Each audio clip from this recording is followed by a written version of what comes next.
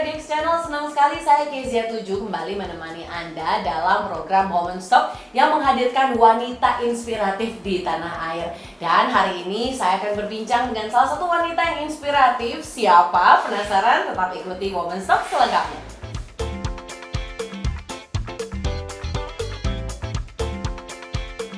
Di era digital saat ini, berbagai jenis sektor usaha diminta untuk beradaptasi dengan mode penjualan digital. Hal ini harus dilakukan untuk dapat mengembangkan rantai pasok dan mampu bersaing dengan usaha lain di era digital, sesuai arahan Presiden Joko Widodo yang menekankan pentingnya UMKM agar menjadi tulang punggung bagi ekonomi Indonesia menuju revolusi industri 4.0. Sepanjang pandemi COVID-19 lalu, pemerintah memiliki prioritas utama untuk membantu pelaku UMKM maupun institusi lain yang bergerak di bidang UMKM agar dapat melakukan transformasi digital. Tidak hanya melakukan penjualan online, namun juga mencakup banyak aspek. Meluncurkan revolusi digital dari usaha mikro kecil menengah atau UMKM kreatif di Indonesia, yaitu Krealogy, yang merupakan aplikasi bagi usaha kreatif di mana para pelaku maupun pegiat UMKM kria dapat mengembangkan usahanya dengan meningkatkan pengelolaan operasional hingga komunikasi dengan pihak eksternal secara digital. Selain itu, Krealogy juga menawarkan solusi aplikasi ramah pengguna untuk membantu pencatatan kegiatan operasional seperti mengelola dan mengecek pesanan, produksi, biaya, dan stok yang dapat membantu UMKM agar menjadi pemasok yang handal. Adapun aplikasi Krealogy dibangun berdasarkan pengalaman Du Anyam dalam membangun rantai pasok ekonomi kreatif dari daerah terpencil di Indonesia. Lantas bagaimana cara Krealogy membangun bisnis UMKM lewat transformasi digital? Simak perbincangannya hanya di Women Talk.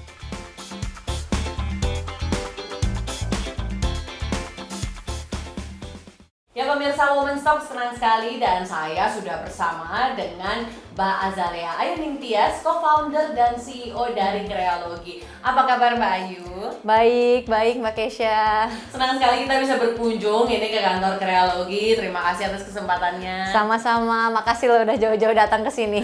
Kita senang nih karena bisa wawancara langsung dan bisa istilahnya menggali langsung tentang Krealogy. Ya. Tapi mungkin pasti pemirsa Women Talk juga penasaran Mbak Ayu. Sebetulnya Krealogy itu apa sih? Sebenarnya Krealogy itu kita sebuah ekosistem digital yang menghubungkan UMKM dengan edukasi, teknologi, dan akses pasar untuk membantu mereka berkembang dan naik kelas. Oke, jadi membantu UMKM sebetulnya di Indonesia ini ya? Betul. Tapi kenapa kemudian menyasarnya UMKM? Apakah ada satu visi atau misi yang berusaha digarap oleh Krealogy yang melihat potensinya atau bagaimana? Ya pastinya ya, karena UMKM itu kan 99% dari usaha di Indonesia itu sebenarnya UMKM ya gitu, dan memang membuka lapangan pekerjaan sangat banyak. Tapi kita lihat potensinya tuh masih belum benar-benar bisa tercapai, belum optimal karena tadi kurangnya akses kepada edukasi, kurangnya akses kepada teknologi, dan akses pada pasar. Nah, sementara Krealogy ini sendiri awal mulanya pengalaman saya juga bikin UMKM Mbak gitu. Jadi dulu punya UMKM juga namanya Du Anyam. Punya UMKM Mbak Ayu nih? Punya, kita punya UMKM yang bekerja langsung dengan perajin-perajin di desa-desa terpencil Indonesia. Oke, gitu. berarti kria ya, kerajinan tangan. Betul, waktu itu Du Anyam, kria, dan kita tuh bekerja dengan lebih dari 1.200 perajin di NTT dan juga Kalimantan Selatan. Berarti sebetulnya kalau backgroundnya Mbak Ayu yang memang berangkat dari istilahnya pernah mendirikan UMKM, pernah punya bisnis sendiri. Apa kemudian tantangan yang sebetulnya dihadapi UMKM Indonesia? Karena tadi Mbak Ayu sempat sebutkan kalau UMKM mendominasi juga ekonomi kita ya. Apa yang kemudian membuat banyak UMKM ini masih istilahnya penuh tantangan gitu Mbak Ayu untuk bisa jadi besar? Ya sebenarnya background saya sendiri sebelum mendirikan UMKM gitu ya, saya sendiri tadinya konsultan. Saya sempat kerja juga di Boston di Amerika kan. Jadi waktu saya kembali dan mendirikan UMKM, walaupun saya sendiri sudah punya akses kepada edukasi, kepada teknologi, kepada pasar, itu juga tetap nggak mudah gitu kan. Nah tapi saya lihat setelah membuat Du Anyam itu kita bisa menjadi supplier untuk perusahaan-perusahaan nasional bahkan global, ya kita ngerasa ini ilmu yang udah kita bangun, teknologi sistem yang udah kita bangun, dan jejaring yang udah kita bangun di Duanyam tuh sayang sekali kalau hanya untuk Duanyam saja. Makanya kita buka kepada jutaan UMKM lain lewat platform Kreologi gitu. Dan benar tadi bahwa 99% usaha adalah UMKM dan masih 97% itu adalah sebenarnya mikro gitu. Jadi dan untuk mereka banyak sekali tantangannya ya. Tadi kurangnya akses edukasi, menjalankan bisnis yang baik, teknologi, melek teknologi dan data, akses pasar, pendanaan, logistik, pokoknya banyak Mbak. Jadi nggak bisa kalau kita coba bantu UMKM tuh hanya di satu lini, hanya kasih pelatihan sekali, itu nggak bisa. Makanya visinya adalah di Kreologi ini kita sebuah ekosistem dari end to end. Benar-benar dari kita kasih edukasi, kita onboard kepada mobile app atau aplikasi, kemudian kita kurasi ke akses pasar, yang sudah punya pasar kita hubungkan dengan pendanaan dan logistik partner. Nah sebenarnya kalau di Kreologi ini kita fokusnya pada UMKM yang produsen. Modelnya adalah seperti industri rumah tangga ya. Jadi bukan warung atau reseller, tapi memang mereka benar-benar harus beli bahan baku, ada proses produksi sampai jadi produk jadi yang mereka jual. Nah, kebanyakan itu ada di makanan, kemudian ada di fashion dan kriya. Nah, saat ini karena 65% itu memang bergerak di makanan, akses pasarnya kita sedang fokus kepada UMKM industri rumahan memproduksi makanan kemasan. Oke, jadi tadi ada fashion, tapi ada juga UMKM makanan dan kerajinan juga ya. Betul. Tapi secara cakupan ada berapa banyak? Maksudnya apakah sudah mencapai di luar Pulau Jawa sampai ke Kalimantan, Sumatera, atau sekarang sudah sampai mana? Ya, saat ini di ekosistem kita sudah ada 21.000 UMKM dan memang benar-benar ada di 34 provinsi dari Aceh sampai Papua. Bahkan kita punya komunitas yang sangat aktif di Aceh dan juga di Jayapura Mbak gitu. Ya jadi dari Kreologi ini sendiri karena salah satu kekuatan kita ya memang adalah bagaimana kita bisa engage dengan komunitas di daerah-daerah sehingga cukup banyak daerah di terutama kota-kota tier 3, tier 4 yang sama sekali belum pernah terjamah startup atau teknologi, pertama kali tahunya itu dari Kreologi. Kreologi sendiri berdiri sejak kapan Mbak Ayu? Kreologi ini kami ide awalnya itu memang dari 2020 persis sebelum pandemi, dimana memang sudah mulai UMKM go digital gitu kan, dan ternyata waktu pandemi sangat terakselerasi. Karena kalau nggak bisa melek teknologi, UMKM itu ya tidak bisa bertahan gitu kan. Dan banyak UMKM tuh kita benar-benar ajarin dari bagaimana cara bisa mengikuti seminar online, webinar gitu kan. Itu sama sekali nggak tahu tadinya. Jadi kita benar-benar edukasinya bahkan dari digital literacy, kemudian masuk ke aplikasinya Kreologi itu juga bagaimana mereka bisa mencatat keuangan, inventory, pesanan, jangan di buku lagi. Karena kalau di buku datanya itu tidak bisa direkap, datanya tidak bisa memberikan mereka informasi untuk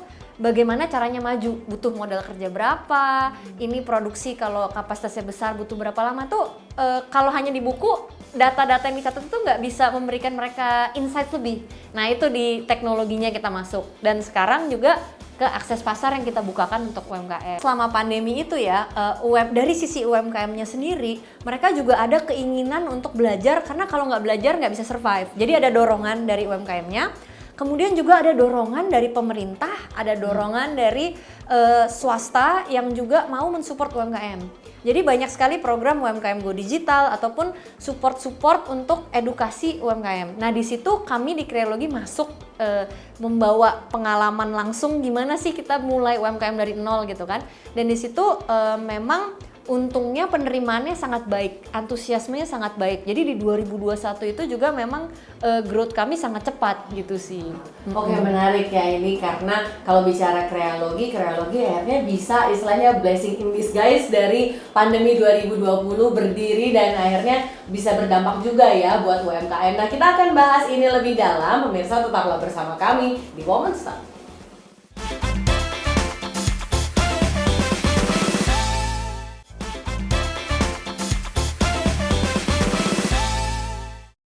Pemirsa Women's Talk, sekarang saya masih berbincang dengan Mbak Azalia Ayu Ningtyas, co-founder dan CEO dari Kreologi. Tadi menarik di segmen sebelumnya kita bicara bagaimana Kreologi hadir di tengah pandemi, riding the wave, tapi juga menangkap potensi-potensi dari UMKM. Nah sebetulnya kalau bicara UMKM Mbak Ayu, ya, apakah mungkin Kreologi ini ada kemitraan dengan Kemenkop, Kementerian Koperasi dan UKM, apakah kemudian menjadi perpanjangan tangan pemerintah juga atau mendukung salah satu visi pemerintah mungkin? Ya, kebetulan kami ini sebagai salah satu dari pemenang program Pahlawan Digital UMKM yang diadakan Kemenkop UKM kerjasama dengan staf khusus Presiden Putri Tanjung. Itu di tahun 2020 ya gitu. Dan dari situ makanya kami juga memang menjadi salah satu mitra ofisial lah untuk PLUT, itu salah satu pusat layanan terpadu untuk pelatihan UMKM ya di daerah-daerah. Kemenkop UKM ya salah satu tentunya supporter kita, bekerja sama, kami juga mendapat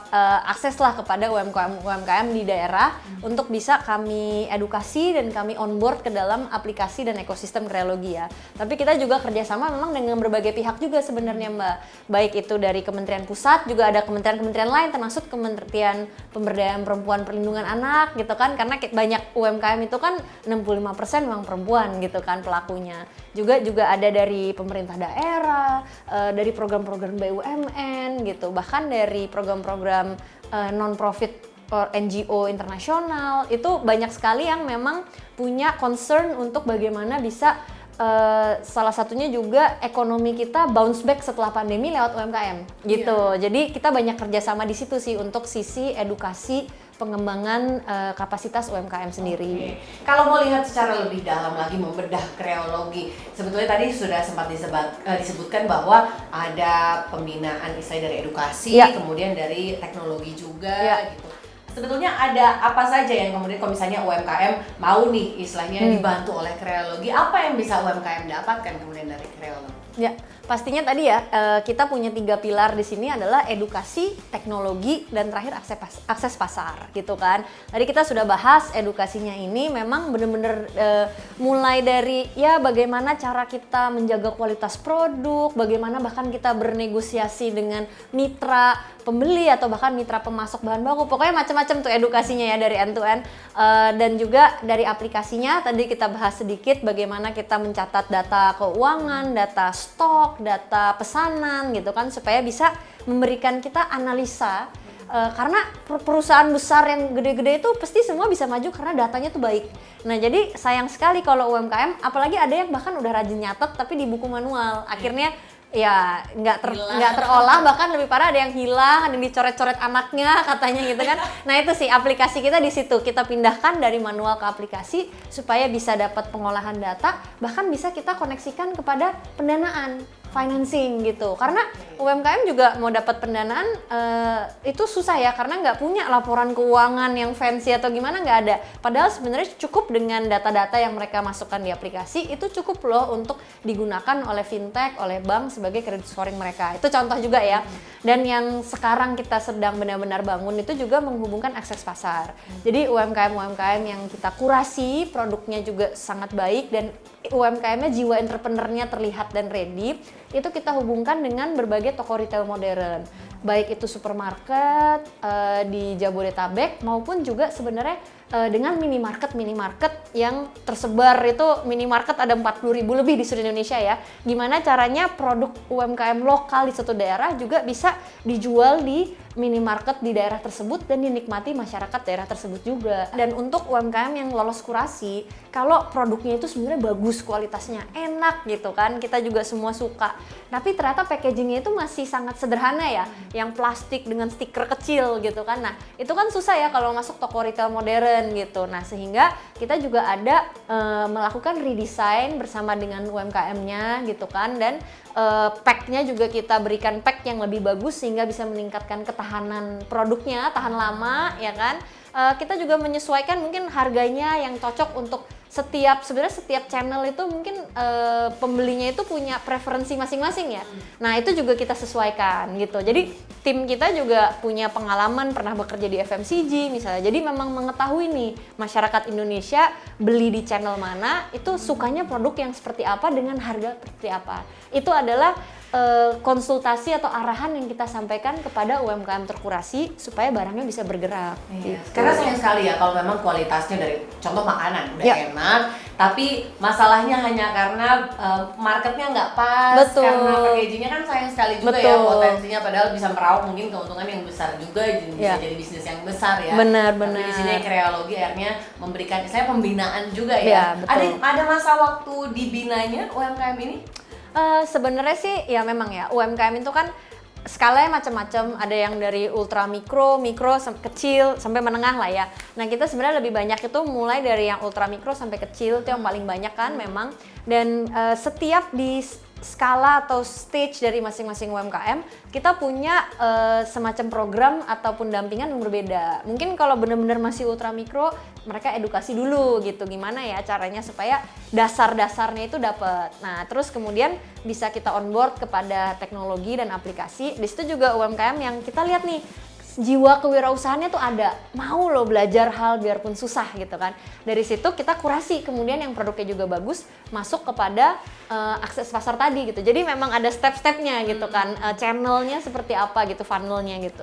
Nah yang dari situ kalau memang sudah bagus, pastinya kita tentu ada MOU kerjasama dan kita bukakan channel-channelnya. Jadi kita bantu distribusinya, kita bantu sales dan marketingnya. UMKM bisa fokus saja pada yang mereka jago, yaitu produksi, jaga konsistensi kualitas, tingkatkan kapasitas gitu. Ini menarik sih, karena kalau kita bicara UMKM mungkin Mbak Ayu ini ya gak melulu solusinya aplikasi, tapi ada approach-nya masing-masing. Betul. Tergantung dari tadi kata Mbak Ayu skalanya juga. Ya. Apakah memang harus dari edukasinya dulu, Betul. kemudian aplikasinya, atau kemudian masalahnya akses pasarnya. Nah ini menarik sekali kalau kita ngomongin Kreologi, dan Mbak Ayu juga sangat passionate sekali ya. Memang harus passionate Ya. pemirsa ya kalau buat bisnis ini ya, Pasti. apalagi untuk istilahnya bawa dampak juga lewat Kreologi. Ya. Nah kita akan bicara jauh lebih dalam lagi, khususnya tentang Mbak Ayu sendiri sebagai sosok perempuan, dan pemirsa tetaplah bersama kami di Women's Talk.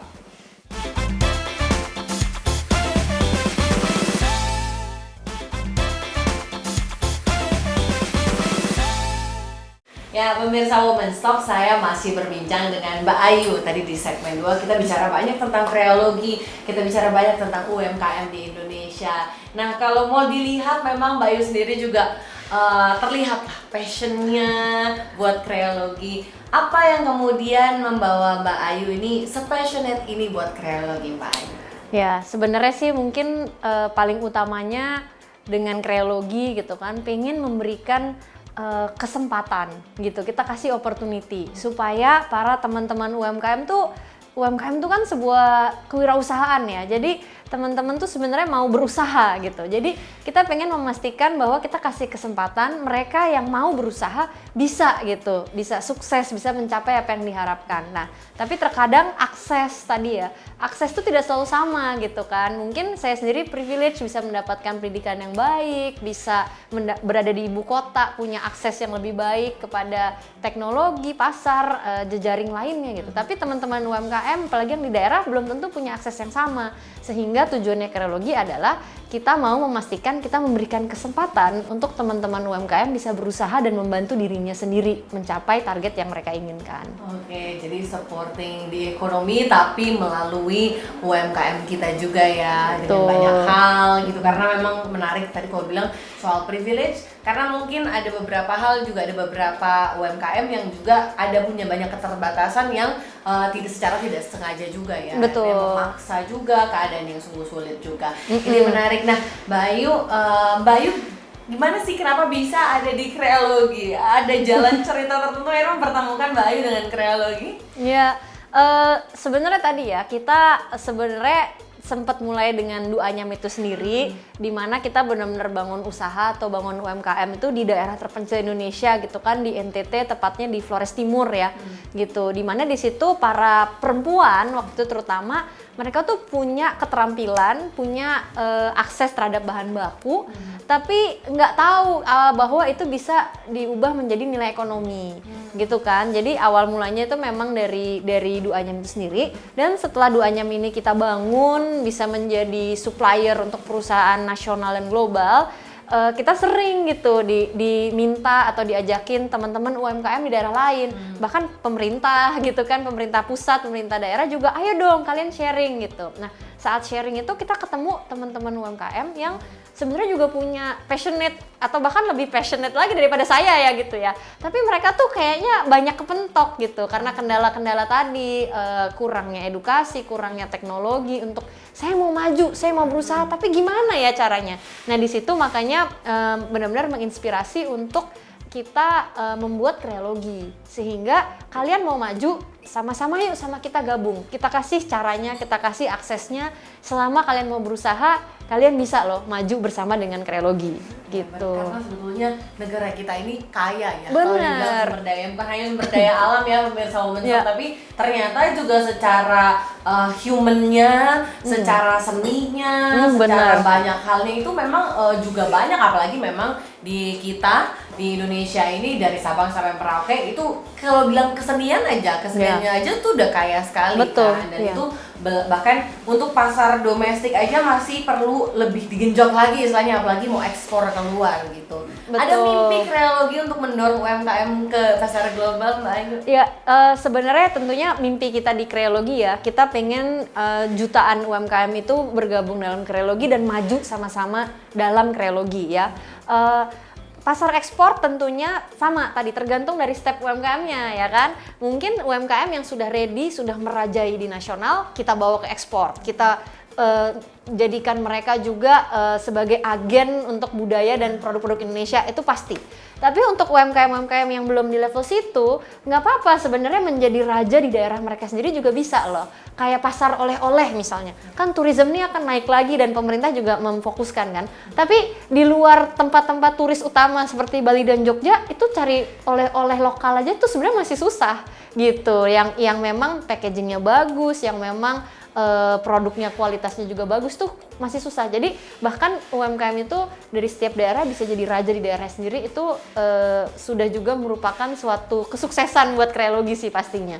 Setuju. Nah, kalau Mbak Ayu lihat perempuan dan UMKM, karena banyak UMKM juga lahir dari Pastinya, rumah, Mbak iya. Ayu. Mbak Ayu menanggapi ini seperti apa? Ya, saya merasa tentunya di UMKM ya ada teman-teman pelaku yang perempuan, ada yang laki-laki kan. Tapi perempuan tuh pasti juga sangat dekat di hati kita ya, karena kita tuh ngelihat teman-teman pelaku UMKM perempuan itu tuh memang pasti mereka motivasi utamanya adalah untuk keluarga gitu, untuk mensupport keluarga terutama untuk anak-anaknya gitu kan. Jadi terkadang mereka bisa jadi lebih ulet lagi gitu berusaha, terlepas dari semua keterbatasan yang ada gitu kan.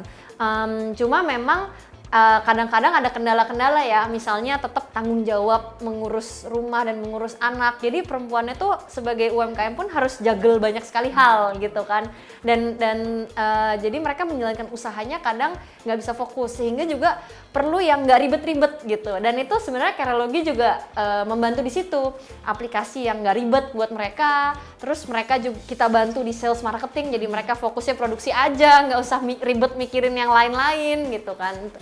Itu sih yang kita lihat gitu. Dan kadang-kadang juga satu lagi dari pelaku UMKM perempuan tuh akses kepada permodalan bisa jadi susah juga, karena terkadang dibutuhkan misalnya jaminan atau apa ya yang belum tentu atas nama perempuan. Nah jadi itu juga tuh kita berharap dengan mereka punya data di kreologi bisa kita hubungkan dengan dana tanpa harus pakai jaminan aset dan sebagainya gitu. Jadi perempuan dan istilahnya UMKM atau dengan bisnis itu bukan hal yang mustahil ya. Oh, pasti, Mbak, ya. iya. Ada banyak sekali opportunity, kesempatan yang sebetulnya bisa diraih Iya. gitu. Bukan berarti akhirnya kemudian karena perempuan akhirnya terbatas oleh banyak istilahnya pagar-pagar karena tanggung jawab, tapi bisa dimaksimalkan sebetulnya. Ya. Nah, Mbak Ayu, sebelum kita, waktunya cukup singkat, Ya. tapi sebelum kita menutup, Mbak Ayu, apa yang jadi pegangan Mbak Ayu sampai hari ini? What makes you this big? Istilahnya apa yang membuat Mbak Ayu semakin se-passionate ini, se-dream catcher ini istilahnya?